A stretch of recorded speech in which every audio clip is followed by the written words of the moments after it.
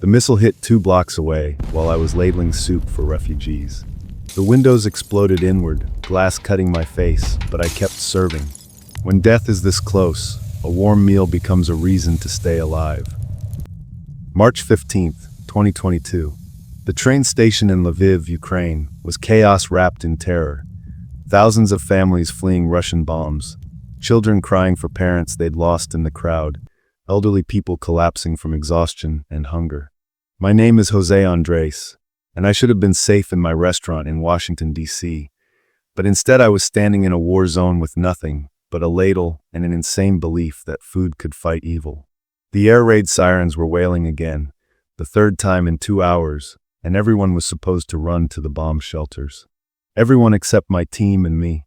We stayed in the kitchen, cooking paella for 3,000 people who might not live to see tomorrow. I'd been in disaster zones before, hurricanes, earthquakes, wildfires, but this was different. This wasn't nature destroying lives. This was humans choosing to murder other humans. And the only weapon I had was a pot of rice and chicken. My organization, World Central Kitchen, had been feeding people in crisis for 12 years, but we'd never cooked under artillery fire before. Every time we set up a field kitchen, we were painting a target on our backs. Russian forces were deliberately attacking civilian infrastructure, hospitals, schools, food distribution centers. They knew that hunger was a weapon, that a starving population was a defeated population. But that's exactly why we had to be here. There are many ways to fight. Some people fight making sure people are fed.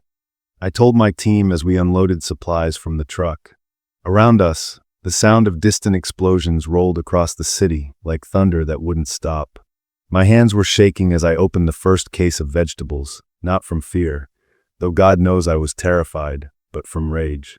Rage at a world where feeding hungry children had become an act of war, where serving soup could get you killed by a sniper's bullet. The refugees looked at us like we were ghosts, like they couldn't believe someone would risk their life to bring them a hot meal. These weren't just statistics, weren't just numbers on a news report. This was Maria, 67 years old, who'd walked 40 kilometers with her diabetic grandson after Russian soldiers burned their village. This was Victor, a father of 3, carrying his injured wife while their children clutched stuffed animals that were all they'd saved from their bombed apartment. This was Anna, 8 months pregnant, who hadn't eaten in 3 days because she was saving her food for her 5-year-old daughter. At 2:17 p.m., while we were serving lunch to a family that had been hiding in a subway tunnel for 2 weeks, the building across the street exploded. Not a distant boom this time, but a direct hit that shook the ground beneath our feet and sent chunks of concrete flying through the air like deadly confetti.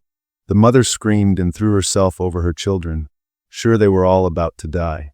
The father just sat there in shock, blood trickling from his ears, staring at the smoking crater where someone's home used to be. My first instinct was to run, to grab my team and get the hell out of this nightmare. But then I looked at the soup in my ladle, still warm, still nourishing, still offering hope in a world gone insane. I looked at the refugees around us, people who had lost everything except the basic human need to survive another day.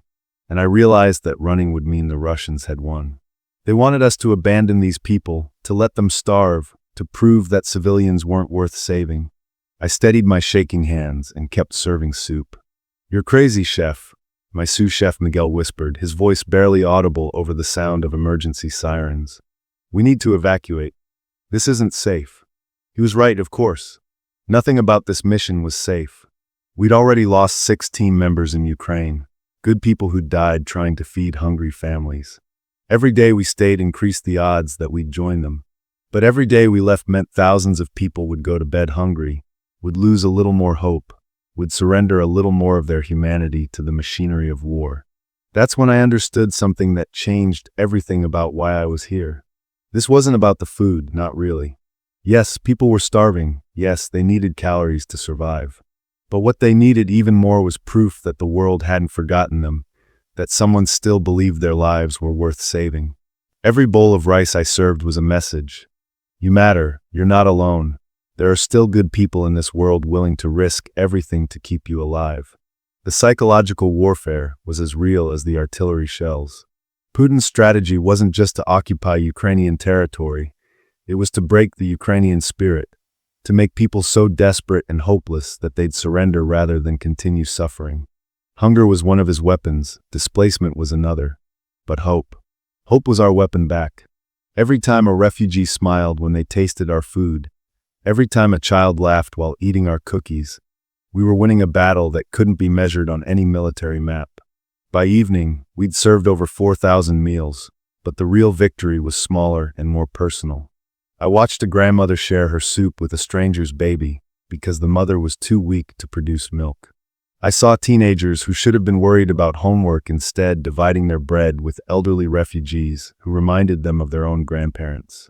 In the middle of humanity's worst impulses, I was witnessing humanity's best impulses, and I was helping to feed both their bodies and their faith in each other.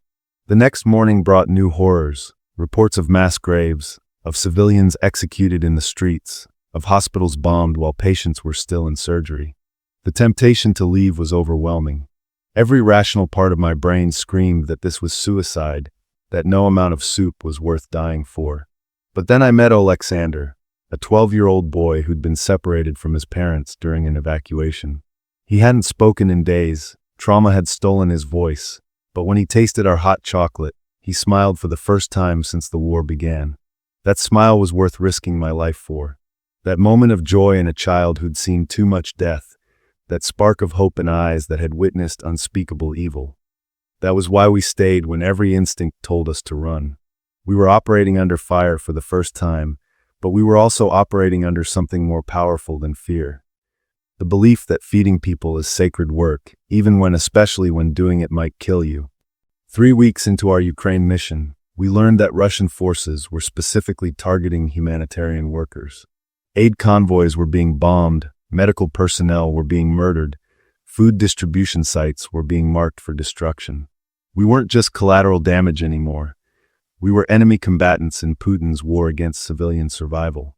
The Hungarian government offered to evacuate all international aid workers, but I made the decision that would either save thousands of lives or end mine. We stayed. "Chef, they're hunting us specifically now," my security coordinator warned me over an encrypted radio. "Intelligence reports say they have our locations, our vehicle descriptions, maybe even our photos. We need to pull out." I looked around our field kitchen, at the volunteers who'd followed me into hell because they believed in the mission, at the refugees whose only hot meal might be the one we were preparing right now. How do you weigh your own life against thousands of others? How do you calculate the value of hope? The answer came to me while I was watching a volunteer named Katerina, a local woman who'd lost her home, but insisted on helping us cook for other refugees. She'd been up for 18 hours straight, chopping vegetables with hands that shook from exhaustion, but she wouldn't take a break because she knew people were depending on her. If she could risk everything to help strangers, if she could choose service over safety when her own world was collapsing, then I could do the same. We developed new protocols, constantly moving kitchens, encrypted communications, armored vehicles for food delivery. But the most important change was psychological. We stopped thinking of ourselves as chefs and started thinking of ourselves as soldiers in an army of hope. Every meal we served was an act of resistance against the forces trying to dehumanize Ukraine. Every refugee who went to bed with a full stomach was a victory against despair. The breaking point came on April 2nd, when 7 of our World Central Kitchen workers were killed in Gaza in what appeared to be a targeted attack. The same day, we learned that our main kitchen in Mariupol had been bombed, though thankfully it was empty at the time. 2 fronts of violence, 2 reminders that feeding people in war zones wasn't heroic, it was potentially suicidal. My board of directors begged me to pull back, to focus on safer humanitarian work. The families of my volunteers pleaded with me to bring their loved ones home. But then I received a message that changed everything. It was from Anna, the pregnant woman I'd fed that first day in Lviv. She'd given birth to a healthy baby boy, delivered safely in a refugee center where World Central Kitchen was providing meals to new mothers. She named him Jose, after the Spanish chef who'd given her hope when hope seemed impossible. "Your food didn't just feed my body," she wrote. "It fed my faith that good people still exist." That's when I understood the true scope of what we were doing in Ukraine. We'd served over 500 million meals around the world since starting World Central Kitchen in 2010, But this mission was different. This wasn't disaster relief. This was proof that civilization itself was worth defending. Every bowl of soup was a statement. Human life has value. Compassion is stronger than cruelty. Love will outlast hate. We weren't just feeding bodies. We were feeding the soul of humanity itself. Today, months later, World Central Kitchen is still operating in Ukraine, still serving meals to refugees and internally displaced families, still proving that food can be a form of resistance.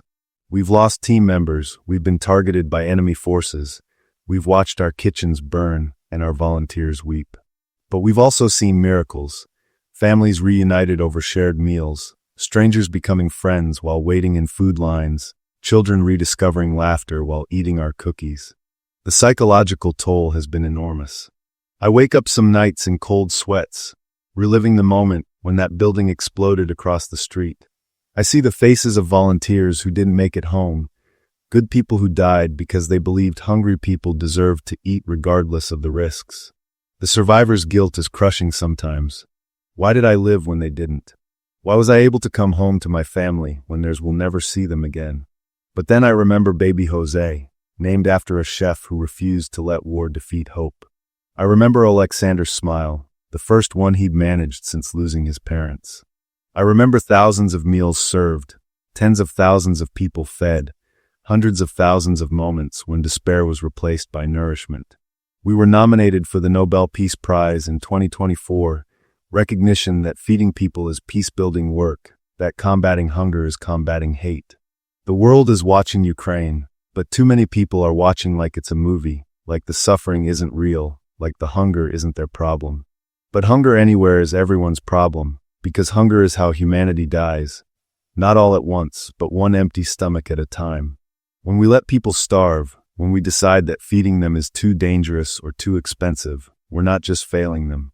We're failing ourselves, abandoning the basic principle that makes us human. We take care of each other. Share this story to remember that heroism isn't always about fighting. Sometimes it's about feeding, about choosing compassion when cruelty seems safer, about proving that love is stronger than fear even when love might kill you. In a world full of people choosing hate, someone has to choose hope. Today, that someone could be you.